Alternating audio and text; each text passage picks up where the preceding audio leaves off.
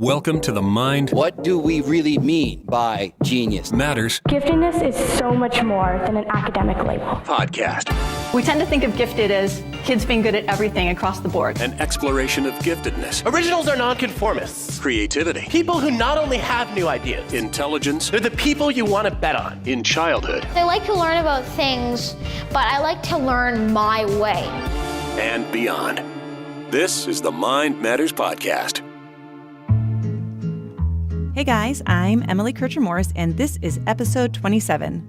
Today we're going to stir the pot just a little and talk about some widely held ideas about education and giftedness and intelligence that might not actually be as rooted in science as we thought.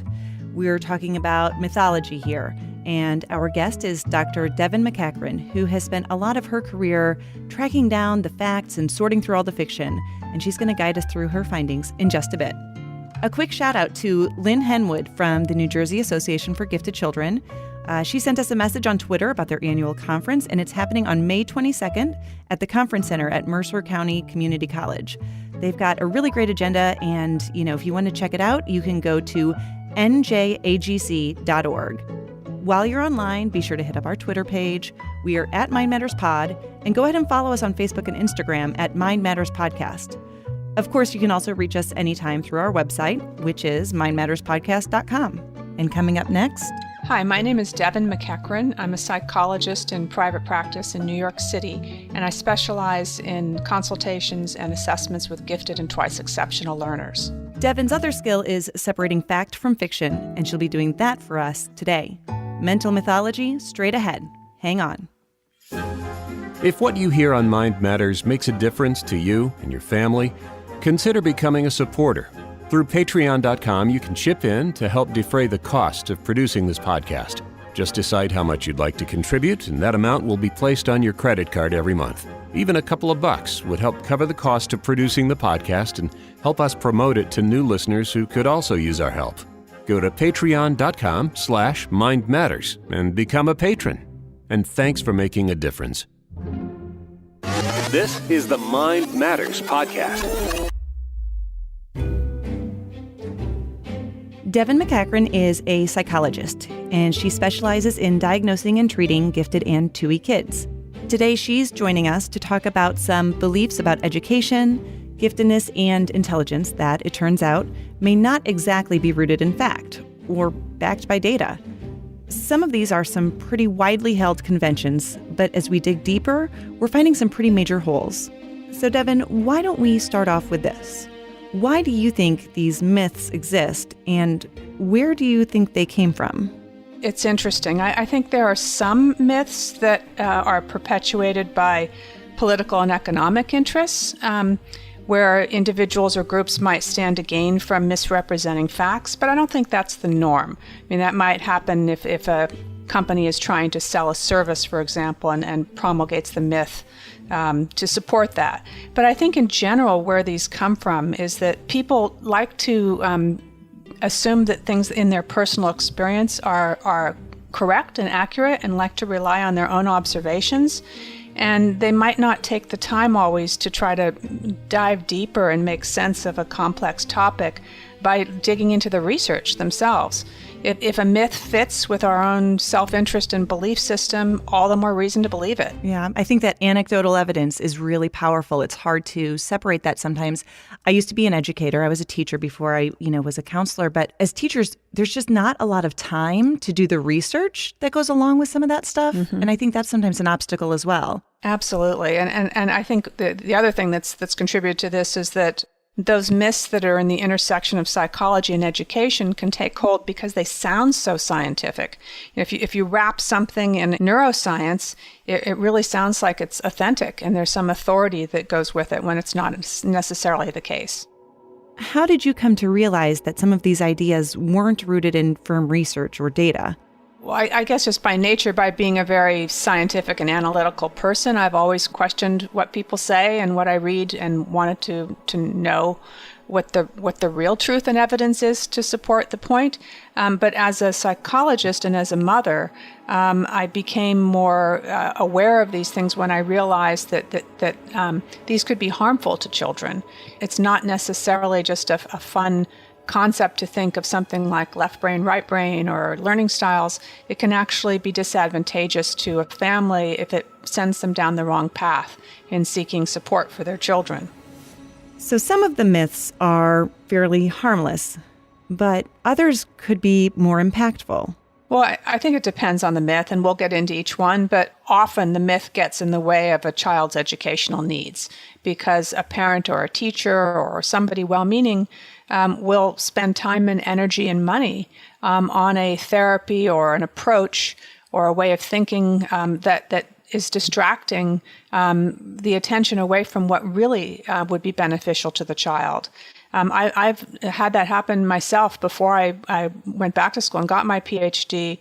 One of my children, both my children have dyslexia, but one, it was recommended by somebody that we do a program called Davis Dyslexia, in which you spend a great deal of money and time building clay models of words. And we spent months on this, building the word the out of clay and other words. And I thought, oh, this would be great for a tactile learner. I didn't know that there was no scientific evidence to support that, and I wasn't thinking in that way at the time. I feel like we wasted a lot of time that could have been better spent on research-validated treatments that would have actually been helpful. Let's dive right in here. We've got about 4 of these topics that we're going to kind of touch on during our conversation. So let's first start off with learning styles. We're talking about the belief that a student is either primarily a visual learner, an auditory learner, or a kinesthetic or a tactile learner. And I think that that's pretty pervasive. Most people who've gone through an educational program have heard of this. Can you describe a little bit more in detail, your experience and knowledge of this particular myth? Yeah, I mean, this is one that's just so pernicious. There's a study that came out recently that says that 90% of teachers still believe in learning styles and believe that children learn better if they receive information in their preferred learning style. It's very well-meaning. I think teachers sincerely want to reach the children in their classes, and children often find it really fun to fill out these questionnaires. But let me just step back a bit and describe what the myth is about. There are a lot of different ones, but the one you mentioned of visual, auditory, and kinesthetic, a visual learner is said to learn best by seeing graphs and charts and videos and other visual displays, whereas an auditory learner is said to learn best through heard information, through what they hear by listening. And a kinesthetic learner is said to learn best through movement and through hands-on tasks. And the way that students are identified as being one type or another is by filling out a self-report questionnaire with items like, when I have to solve a problem, it helps me if I move around, or I like to learn with videos. I mean, what child is going to say they don't like to learn with videos? But the idea that a child can self-report how they think is not accurate. A child may say they prefer learning in a visual way, but in actuality, one may find that they learn best in an entirely different way than they self-report. But the challenge with it, I think, is that there's really no support for the entire notion. There's been a great deal of research done in this area, and the literature is just enormous. Throughout all of that literature, there's virtually no evidence to support the idea that instruction is best provided in a format that matches the preference of the learner. And I've reviewed the literature, I've reviewed a number of the studies, and just, there's just no credible evidence for this. It's a myth. It's, I think, bad and dangerous because it could be self-perpetuating. If you can imagine a child who identifies as being a kinesthetic learner, they might find it they're not as willing to listen in class because they'll say, oh, I have to be moving. If it doesn't match my learning style, I'm not going to engage as deeply. Or if a teacher is attempting to reach that child by teaching them in a way that purportedly matches their learning style, they may not get very far because the topic may not lend itself at all to that mode of teaching, and the child may not need that kind of teaching anyway. What do you recommend that schools or teachers use as a replacement for this approach? I think that approaching it in a more creative way with just a desire to make learning interesting and engaging by utilizing a variety of approaches. There was a wonderful YouTube video that I watched. I'm trying to remember the name of the teacher. He's a master teacher who has a lot of YouTubes on how to teach. See if I can find his name. Basically, he surveyed his class and to find out what their learning styles were. And based on the learning styles, which was, inaccurate information in my view, but his approach was great because he decided that they liked music and they liked movement. And so he decided to create a lessons plan where he taught, I forget what it was, grammar, through movement and by singing songs on the guitar. Well, I suspect that the students in the class were much more engaged and interested in that than they were in diagramming sentences. Mm-hmm. And so that creativity on the teacher's part was really instrumental in getting the students to be excited about learning something, partly because of the novelty of the way he presented the information. I mean, I don't know if you can always teach grammar through songs and through movement. I think there might need to be some additional work that's more auditory and more involving writing and reading. But I think it's a great idea to introduce this kind of creative approach to engagement. I know one of the things that would really help when I was helping kids learn vocabulary, we used to like to have them not just define the word or not even just use the word in a sentence, but to draw a picture that visually represented that. And I always felt like any way you can combine those for any student, like it's just another way to help create those connections in their brain, about what we're trying to learn. And it just makes it more permanent. And so I find that that's another way to kind of integrate that too when kids are learning. Absolutely. And I've never been a teacher, and I really admire teachers because it's such a challenging role and so demanding to try to think of ways that will reach everyone. But I do know from the learning theories literature that, to the extent that you can pull in multiple modalities, so it's not just listening or just seeing, anything where you can involve multiple modalities, it's more likely to be learned in memory and embedded in the child's memory. So that's a terrific idea, and I think that would be super helpful in the classroom. Let's go on to our next topic. And this one, I've heard about this one since I was a child.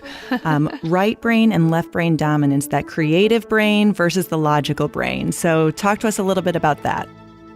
Okay, so that myth states that people who are right-brained are intuitive and creative thinkers. They're big picture thinkers, they're more subjective. Whereas people who are left-brained are more analytical. They pay attention to details and are more governed by logic. They're more objective. I think that notion has appeal mostly because of its simplicity. It's a super easy way to describe differences among people. But in my view, it's kind of like astrology or those personality quizzes that you find in a woman's magazine when you're in a doctor's waiting room.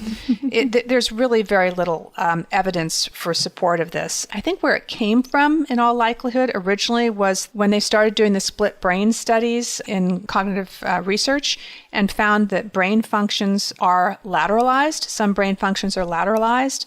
A lot of us probably learned a little bit about that, at least in a biology or psychology class.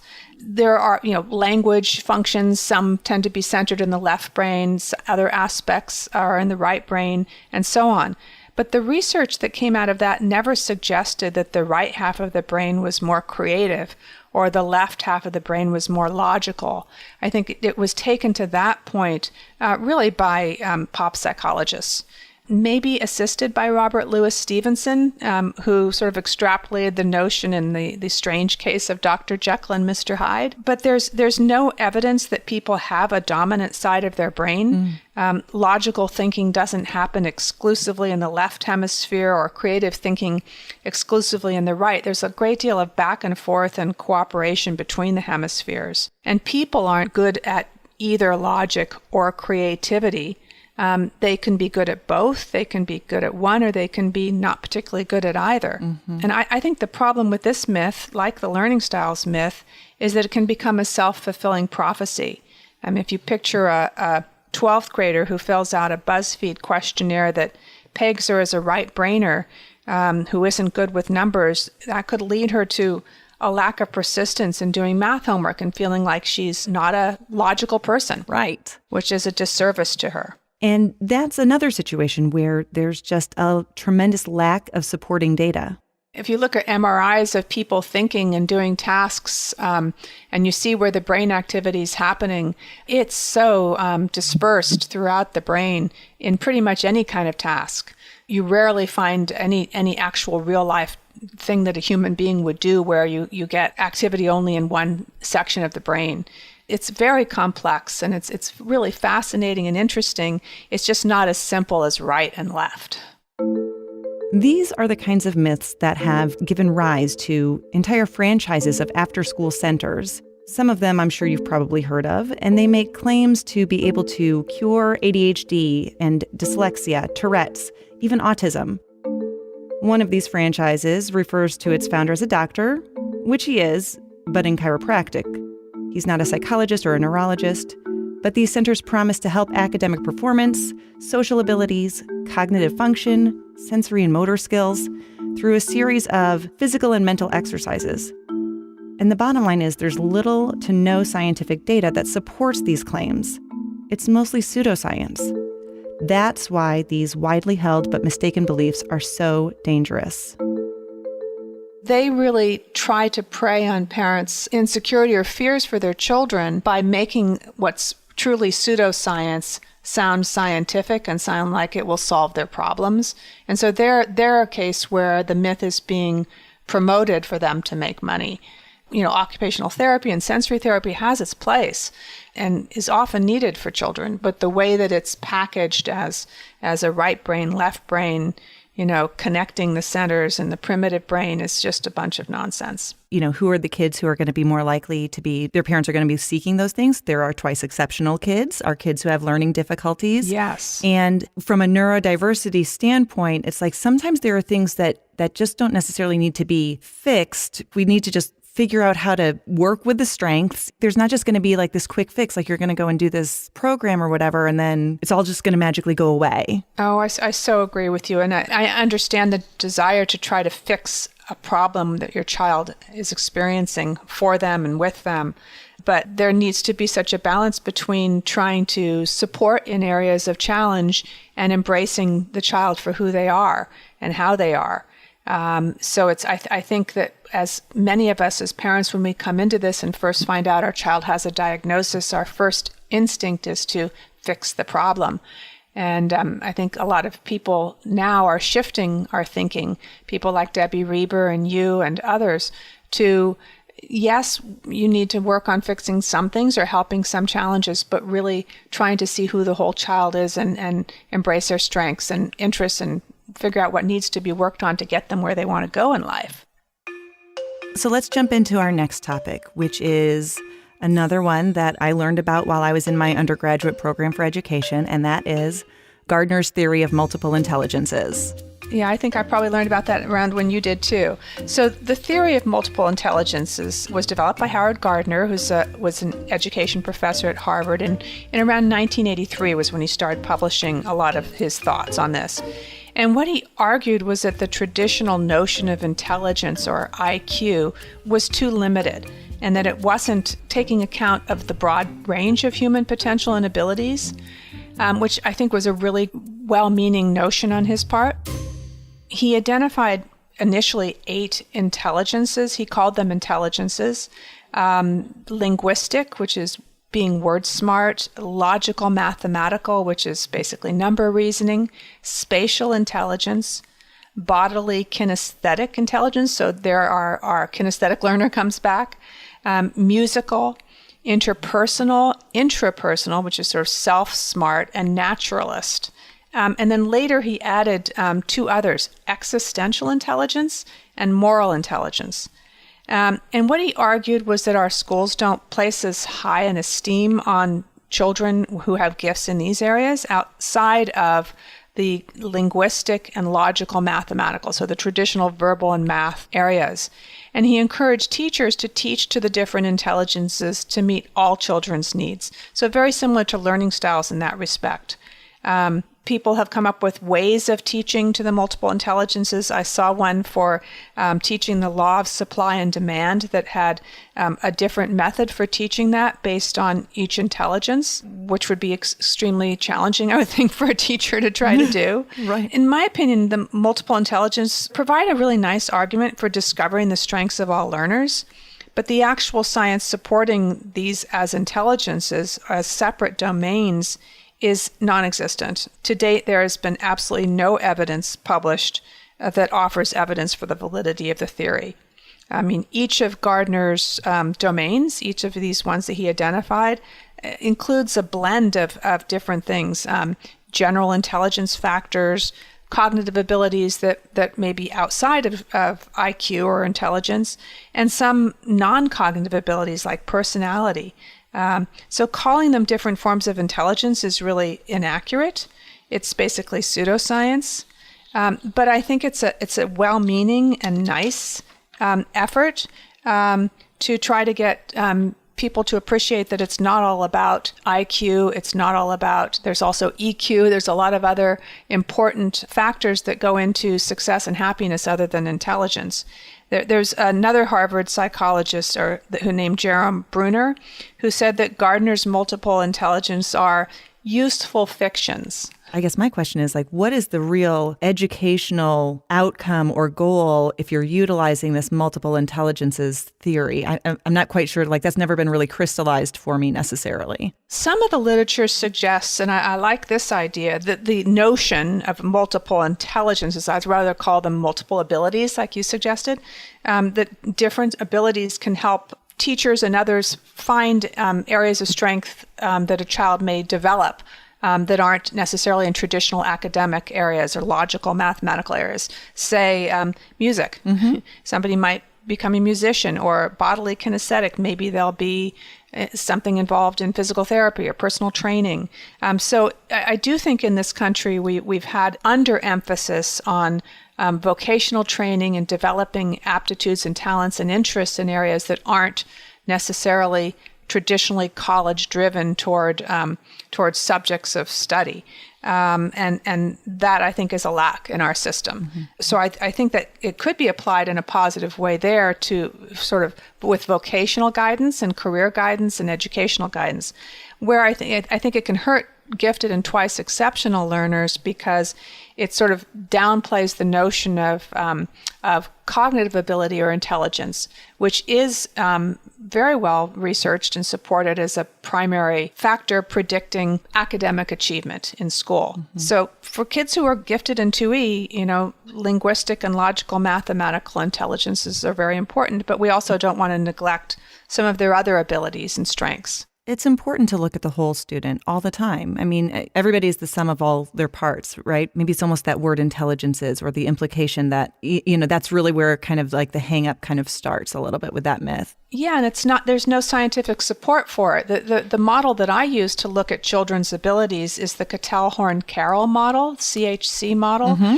And that is a very scientifically supported and validated catalog and effect of over 350 different human abilities, ranging from vocabulary, word knowledge, to inductive reasoning, to pitch discrimination and finger tapping speed. So it includes every possible ability that's ever been identified and validated. And of course, I don't look at all 350 when I work with a child, but I focus on the ones that are relevant to school learning, to the child achieving their goals. One needs to be scientific optimally in the way one approaches. How do you identify your child's abilities? And also, what do you do once you know their abilities if they don't happen to be interested in those areas? And that's something that really intrigues me, but that may be for a different podcast.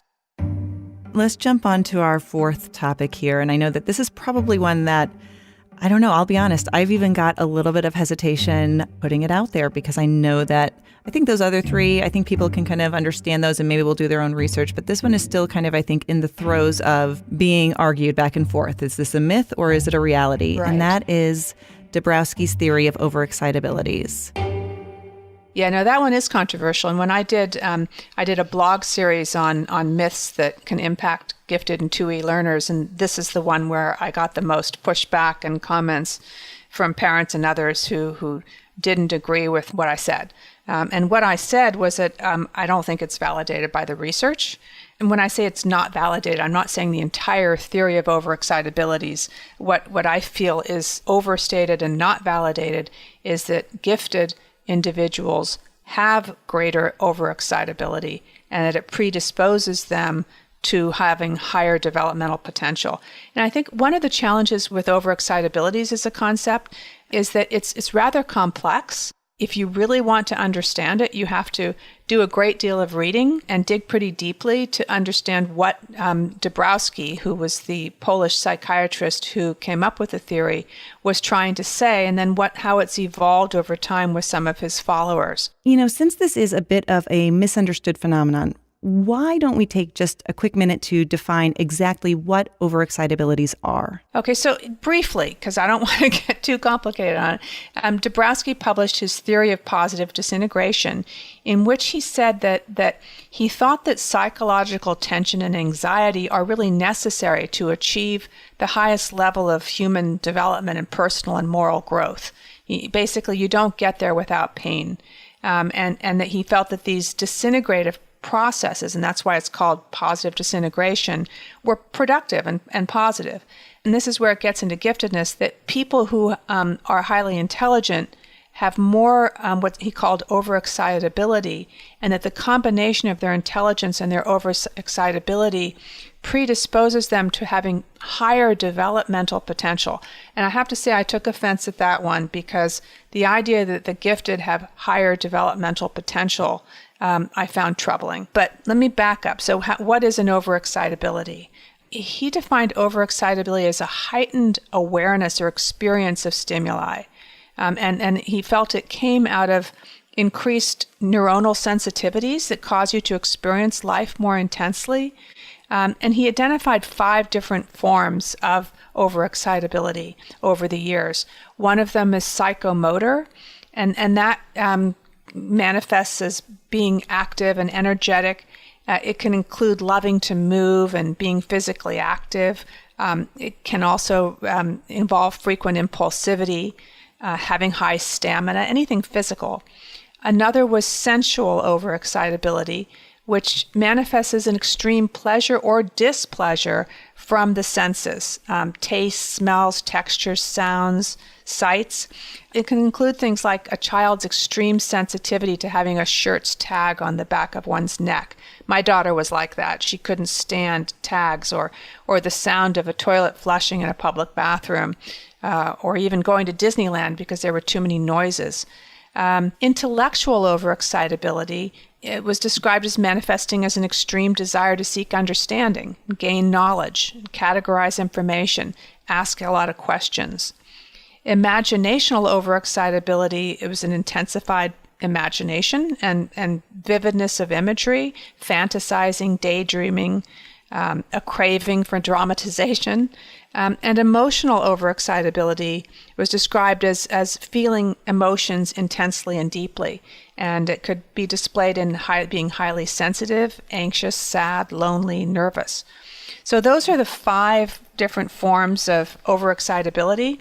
And what happened really was that the gifted education and research communities, individuals in the 70s and 80s and 90s and even into 2000 really liked this notion and felt that the gifted do display disproportionately these overexcitabilities. I think a lot of parents found the concept appealing because it links their child's giftedness with experiences and behaviors that could otherwise seem problematic or dysfunctional. I mean, I certainly found it appealing thinking of my child who would freak out with a label in the back of her shirt as being too reactive to her senses as opposed to being, having a problem. Right. It makes things less complicated. Yeah, it seems if it's just a part of your child's gifted temperament, and if it can actually be a good thing and help them have higher human developmental potential, then maybe these oversensitivities aren't a bad thing.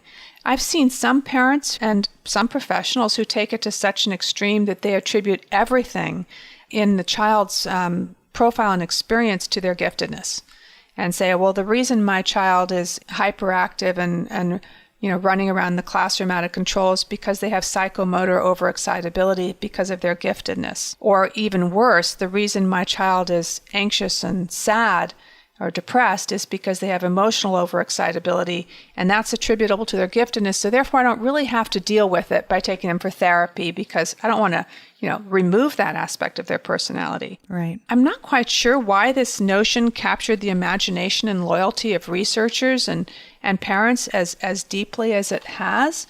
I mean, it's just so embedded in the giftedness literature. It's just accepted as truth. Right. So I really delved deeply into the literature, looking at both the pro side and the con side. And I won't go through all of the studies. There were some studies on the pro side, mostly that the intellectual overexcitability is associated with giftedness. Honestly, for that one, I kind of say, that makes sense because intellectual excitability is a strong desire to gain knowledge and analyze and seek understanding. And that's basically a definition of giftedness, right? Right. So I'm not surprised by that one. There are literally no research studies that support any relationship between giftedness and psychomotor overexcitability. I think sometimes we see 2E learners who have the sensory sensitivities, and I do think that's real, particularly when you've got ADHD or autism or Asperger's in the mix. You often see sensory reactions, and I don't believe that that's caused by the giftedness per se, as much as it's caused by other aspects of the 2E learner's profile. But the work that I found most interesting was a researcher named Jane Purto, who was an early adopter. She was one of the early adopters of the whole notion of overexcitabilities and giftedness. And she's administered the overexcitability questionnaire to over 600 students, and she's organized Dabrowski conferences to talk about it. But over the last 21 years, she's become skeptical. She was disappointed that she got to that point because she really wanted to believe in it. And a lot of her career was focused on believing in it. But she found that the only consistent finding in the research is for intellectual overexcitability. And so, I think that it's one of those ideas that's appeals. All of us who work in giftedness want to believe the best of our families and the children we work with.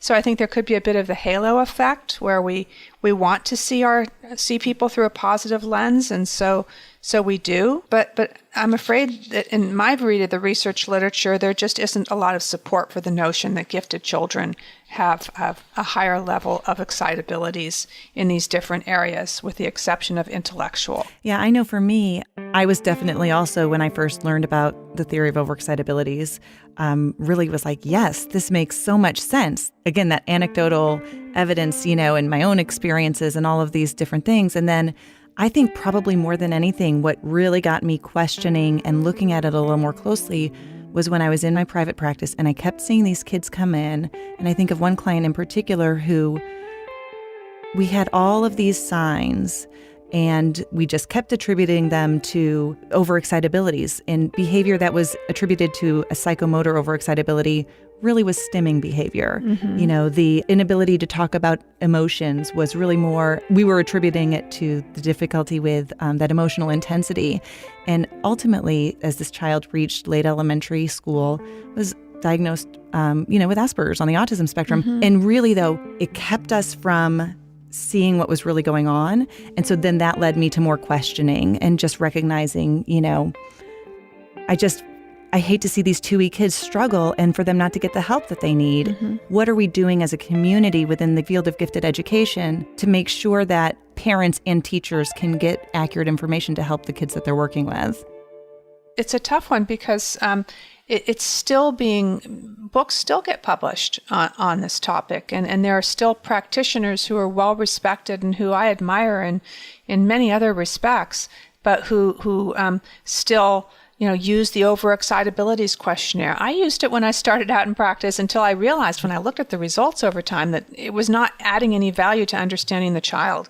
But it may just take people's desire to be honest with themselves and seeing their child on what's a challenge and what's not. I mean, every child, every person is a combination of strengths and weaknesses and challenges and non-challenges. And I think it's great to be able to recognize, okay, my child has a real problem with labels.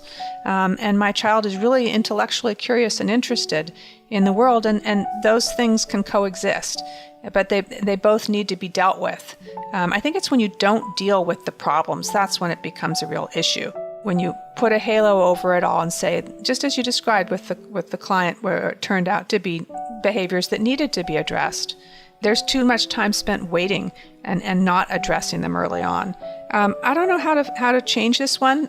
People will believe what they want to believe, and it's nice to believe that your child is acting this way just because they're gifted. Right. But on the giftedness front, I mean, the notion that I think captures this better is personality theory, because personality theory, the big five factor model, which has a great deal of research support, strongly validated, one of the factors is openness. And I love this factor of openness, which I think really helps us understand gifted children in a way, because openness is basically openness to experience. It's a desire to understand and see things. It's basically giftedness. And it's almost identical to the definition of intellectual overexcitability. So you get all these models that get out there and they put new labels on old concepts so that they can call it their own model. I feel that intellectual overexcitability is basically the same thing as the big five factor model of the openness category. You can think of openness as open to experience at all levels, not just intellectual. Dr. Devon MacEachron. You can find her via her website, drdevon.com. That's DRDEVON.com. Devon, thanks for being here. Thanks so much. I love your podcast. It's just terrific. More about myths in a minute. If what you hear on Mind Matters makes a difference to you and your family, consider becoming a supporter. Through Patreon.com, you can chip in to help defray the cost of producing this podcast. Just decide how much you'd like to contribute, and that amount will be placed on your credit card every month. Even a couple of bucks would help cover the cost of producing the podcast and help us promote it to new listeners who could also use our help. Go to patreon.com/mindmatters and become a patron. And thanks for making a difference. This is the Mind Matters podcast. So a couple of weeks ago, I was involved in a really interesting Twitter chat. It happened to be talking about myths in education and learning. It was actually after we'd had this podcast episode planned out and the interview scheduled, so it was kind of perfect timing. And one of the things that we were talking about was why these ideas persist, even when the research doesn't support them. People had a lot of different ideas why these things stick around. Some people were talking about, the fact that research is only accessible behind a paywall, and a lot of parents and teachers don't always have access to that most recent research. Someone else said that school districts jump from one initiative to another without really taking the time to implement and collect data and assess the effectiveness of these initiatives. Teachers end up being left with these broad strokes of tools that seem anecdotally to work, but aren't as helpful in the long run and perhaps aren't as supported by the school district. A lot of times there are these high-profile programs or celebrities who tout certain methods, and that does a lot to push forward certain methods, but they're not always research-based. It's like trying to put the toothpaste back in the tube. I think that the struggle many of us have is sifting through the noise. There are so many sources of information out there. TED Talks and blogs and memes and Facebook groups. And who has the time to fact-check every comment or video, let alone the stuff we were taught in our undergraduate programs that we should be able to believe? I have a feeling that some of these topics may ruffle a few feathers, but I also think that maintaining a healthy dose of skepticism is good for all of us. I'm always open to learning new information and shifting my thoughts about a topic, and I know you are here because you are too. I welcome any conversations about this topic that you'd like to have. Let me know your thoughts on Twitter. I'm at EmilyKM_LPC. Until next time, I'm Emily Kircher Morris. Thanks for listening. Was it all smoke and mirrors? Was any of it real? Not all is gold that glitters, no matter how hard you want it to be. The veil's been lifted from my foolish eyes, the curtain's drawn aside. Smoke and mirror, girl, I'm done with your lies. Thanks for listening to the Mind Matters Podcast. To learn more about us and our mission, go to mindmatterspodcast.com. You can find us on Apple iTunes, Google Play, or anywhere podcasts are available. Don't forget to subscribe and leave us a positive review. We're also on Twitter at Mind Matters Pod, and on Facebook and Instagram, it's Mind Matters Podcast. If you'd like to help keep us moving forward, consider making a monthly contribution at patreon.com/mindmatters. The executive producer of Mind Matters is me, Dave Morris. And on behalf of everyone here, thanks for listening. Mind Matters is a production of Morris Creative Services.